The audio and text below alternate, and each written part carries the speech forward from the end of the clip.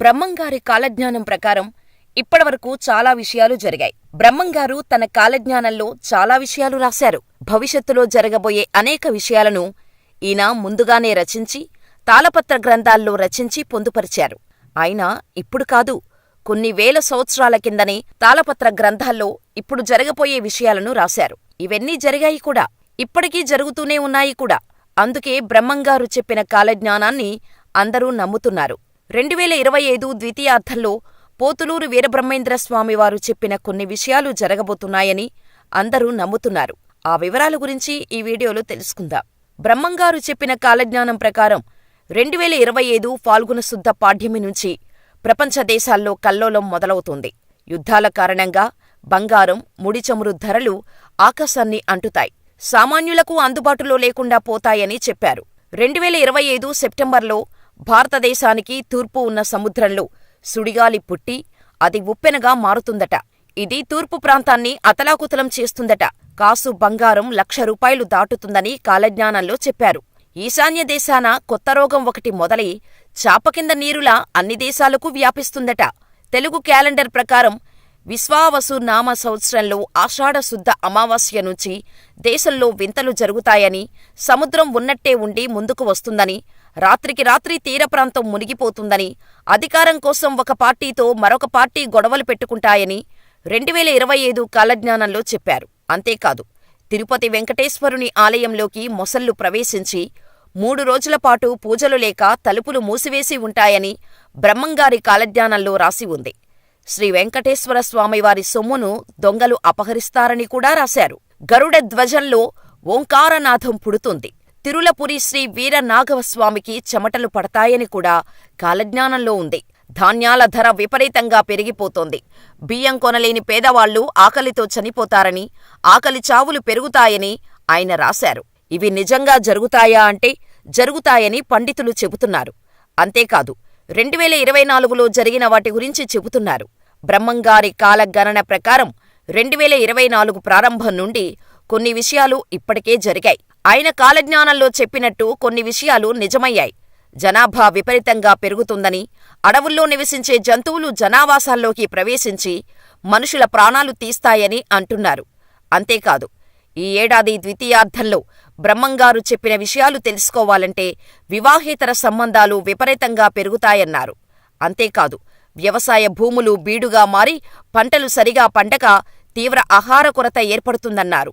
ప్రజలు తీవ్ర ఆకలితో అలమటిస్తారని బ్రహ్మంగారు వెల్లడించారు. పండ్లు వాటి రుచిని కోల్పోతాయి. శాస్త్రవేత్తలు రకరకాల ప్రయోగాలు చేసి మానవాళికి ముప్పు తెస్తారని వెల్లడించారు. ప్రజలు మంచం మీద పడుకుని రక్తం గడ్డకట్టడం వల్ల చనిపోతారు. బ్రహ్మంగారు కాలజ్ఞానంలో రకరకాల కారణాలతో మూగజీవాలు చనిపోతాయని, అంతేకాదు, రాజ్యాధికారం కోసం దేశాలు ఆధిపత్య పోరు, లక్షలాది మంది ప్రజలు తీవ్ర ఇబ్బందులకు గురవుతారని చెప్పారు. ఇవి దాదాపు జరిగాయని పండితులు అంటున్నారు. నిజానికి బ్రహ్మంగారు కాలజ్ఞానాన్ని సంవత్సరాల వారీగా కాని, ఒకేసారి కాని చెప్పలేదు. వేర్వేరు వ్యక్తులకు వేర్వేరు సార్లు చెప్పారు. అలా రాసిన తాళపత్ర గ్రంథాల్లో చాలా భాగాన్ని ఒకేచోట పాతిపెట్టారు. దానిమీద చింతచెట్టు కూడా వచ్చింది. ఆయన దానిని ఎందుకు పాతిపెట్టారనే దానికి ఇప్పటివరకు జవాబు లేదు. బ్రహ్మంగారు కర్నూలు జిల్లాలోని పశువుల కాపరిగా ఉంటూ రవ్వలకుండలో నివసించేవారు. అయితే కాలజ్ఞానం రచన బ్రహ్మంగారు రవ్వల కొండపళ్లకు 1.5 కిలోమీటర్ల దూరంలో ఒక కొండపైన ఒక గుహలో కూర్చొని రాశారు. ఈ కొండలను బ్రహ్మంగారి కొండలు అని కూడా పిలుస్తూ ఉంటారు. ఇక్కడ కూర్చునే ఆయన ఎన్నో విషయాలను రాబోయే తరాలకు అందించారు. ఇక ఆయన చెప్పినట్టు రాచరికాలు, రాజుల పాలన నశించాయి. ఒక అమ్మ 16 ఏళ్లు పాలిస్తుందని ఇందిరాగాంధీ పరిపాలన గురించి ఆయన ఆనాడే చెప్పారు. బ్రాహ్మణ అగ్రహారాలు నశించిపోతాయన్నారు. 100 ఎకరాల్లో గతంలో బ్రాహ్మణులకు అగ్రహారాలు ఉండేవి. ఇప్పుడు అవి కనుమరుగైపోయాయి. ఇవే కాదు, కరోనా మనకు ఇప్పుడు తెలుసు కాని బ్రహ్మంగారు అప్పట్లోనే దాని గురించి కాలజ్ఞానంలో ప్రస్తావించారు. ఈశాన్య దిక్కున విషగాలి పుట్టేను, కోరంకేను జబ్బు 1,00,00,000 మందికి తగిలి కోడిలాగా తూగిసచ్చేరయా శివ అని కాలజ్ఞానంలో ఉందని అంటుంటారు చరిత్రకారులు. అప్పట్లో బ్రహ్మంగారు చెప్పిన కోరంకి ఇప్పుడు చైనా కరోనా వైరస్ ఒకటే అని, అందుకే కరోనాతో అంతమంది చనిపోయారని అంటారు. ఇదిలా ఉంటే జరగాల్సిన ఎన్నో సంఘటనలు ఇంకా ఉన్నాయి. అవేంటో కూడా తెలుసుకుందాం. బ్రహ్మంగారి మఠానికి ఈశాన్య దిశలో ఒక మహిళ గర్భం దాల్చుతుంది. ఆ గర్భం పగిలి బిడ్డ పుడుతుంది. ఆ సమయంలో ఆకాశంలో ఉరుములు మెరుపులు పడి అక్కడి ప్రజలు మరణిస్తారు. బంగారం ధర 1,00,000కు చేరుతుంది. అలాగే ఇత్తడి కూడా రేటు బాగా పలుకుతుంది. కృష్ణానది బెజవాడ అమ్మవారి ముక్కుపుడకను అందుకుంటోంది. చెన్నకేశవస్వామి మహిమలు తగ్గుతాయి. కృష్ణానది మధ్యలో ఒక బంగారుపు రథం పుడుతోంది.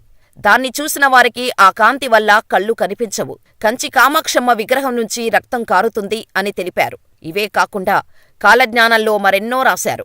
పలు వ్యాధుల ప్రస్తావన ఉంది. వేప చెట్టుకు చామంతులు పూయటం, కడుపులో మంటలు పుట్టడం వంటి ఎన్నో వాటి గురించి రాశారు. అంతేకాకుండా యాగంటి బసవన్న రంకెవేస్తాడు అని చెప్పాడు. ఆ శబ్దం విన్నవాళ్లు చనిపోతారని, కట్టుబాట్లు మరిచి ఆచారాలు వదిలేసి విచ్చలవిడిగా మనుషులు తిరుగుతారని, తీవ్ర కరువు కాటకాలతో మనుషులు చనిపోతారని చెప్పారు. మరి బ్రహ్మంగారు చెప్పిన ఎన్నో విషయాలు జరిగాయి. కొన్ని జరుగుతున్నాయి. భవిష్యత్తులోనూ జరుగుతాయేమో వేచి చూడాల్సిందే.